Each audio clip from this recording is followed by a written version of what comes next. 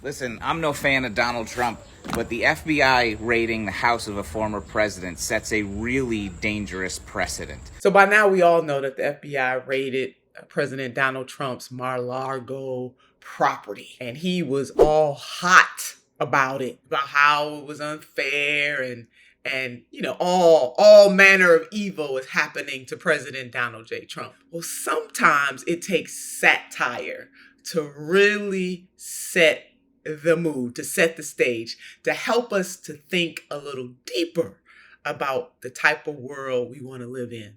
So watch with me this TikTok video titled, "What a Terrible Precedence." It says that anybody who sexually assaults women, anybody who evades taxes, anybody who uses government resources to enrich themselves, anybody who attempts a coup on the government can be investigated for their crimes.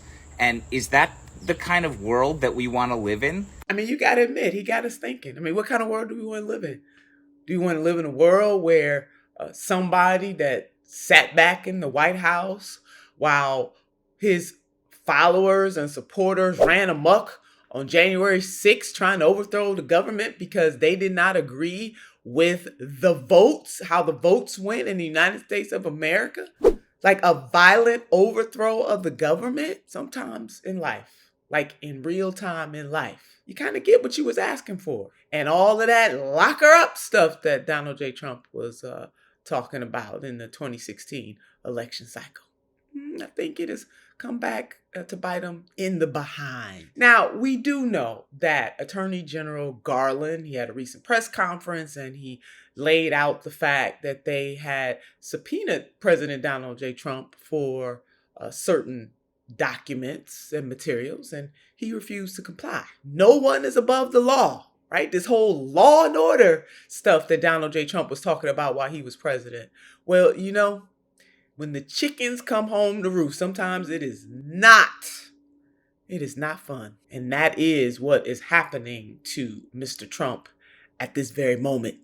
The chickens are coming home to roost. In today's hyper-partisan political climate, it would be very easy for left-leaning people to cheer on the FBI for doing their job so well. But let's take a step back and look at this slippery slope that Republicans have correctly identified here, which is that if Trump can get investigated and go to jail, that means that other government officials who are corrupt and lying and stealing can also be investigated for crimes. And I don't know about you, but I'm not sure that that is the world that I want to live in. And the fact that the former president did not comply led to the FBI going in. And now you have all of these Republican, well, let me not say all, but the Trumpites losing their ever-loving minds. I mean, you got folks like Marjorie Taylor talking about abolish the FBI. What? Really?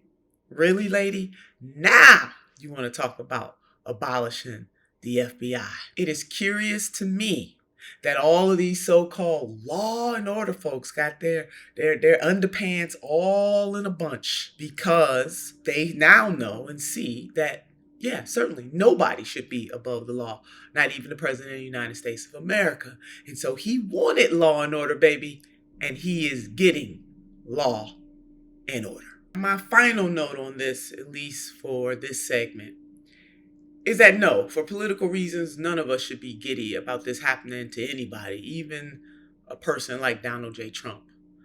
We do want the government to mete out justice in a very fair way.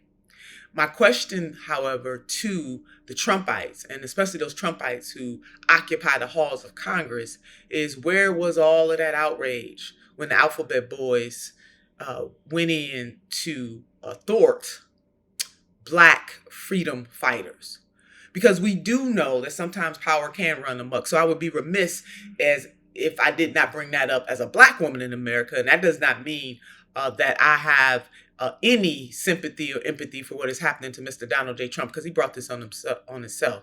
Not once did they care about the Alphabet Boys trampling all over the rights of Black folks. Historically in this country, we understand this. We know that J. Edgar Hoover used the power of the FBI to stop, to thwart, to harass, and to destroy Black freedom fighters. That's real. And guess what? Several things can be true at the same time. That we must check ourselves on a regular basis to make sure that justice is being served.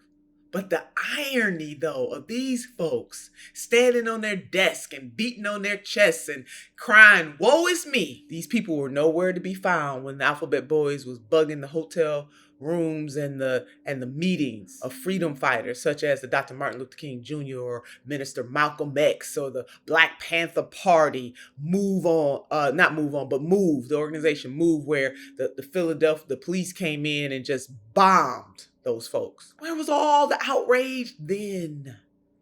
There was none. So we got a whole bunch of work to do, whole lot of work to do in this country to make sure that freedom and justice is ringing and that people are treated with the respect and the equality that they deserve in this society.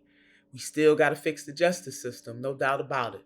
But as I said, multiple things can be true at the same time. If President Trump, getting back on him now, because I had to put my little asterisk there about what has happened to the Black community historically and what continues to happen to the Black community. Let me get back on Donald J. Trump.